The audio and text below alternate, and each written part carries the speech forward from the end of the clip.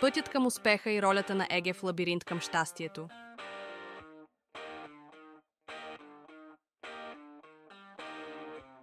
Роден под знака на мечтателите Фуркан Окумуш е роден на 29 февруари 2000 година. В Истанбул, дата, която сама по себе си е рядка и необикновена.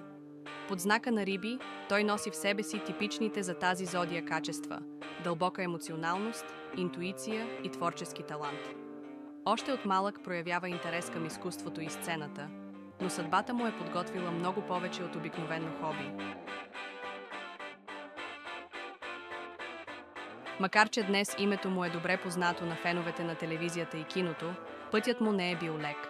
Завършва университета Ататюрк със специалност реклама, а по-късно продължава образованието си в университета Карабук, където изучава археология.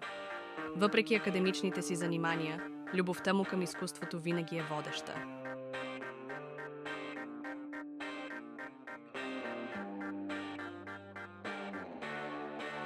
Всички тези преживявания оформят Фуркан като упорит и отдаден артист, който влага сърце и душа във всяка роля.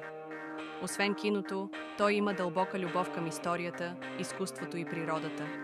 В свободното си време обича да изследва исторически обекти, да чете за различни култури и да открива нови вдъхновения, които впоследствие прилага в ролите си.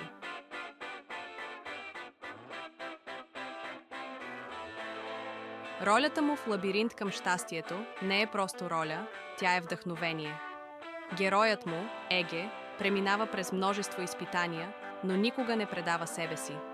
Той е символ на борбата, на любовта и на вътрешната сила, която всеки носи в себе си. Именно чрез тази роля Фуркан доказва таланта си, като представя образ, изпълнен с дълбочина и емоции. Гледайки изпълнението му, зрителите не просто наблюдават история, те я преживяват заедно с него. Фуркан Окумуш не просто играе, той преживява всяка сцена. Всеки негов поглед, всеки жест и всяка реплика носят автентичност и емоция, които докосват зрителите. Благодарение на своята отдаденост и талант, той успява да превърне всеки кадър в изкуство. Това е причината, поради която феновете на «Лабиринт към щастието» не могат да останат безразлични към неговото изпълнение. Той не просто разказва история, той я прави жива.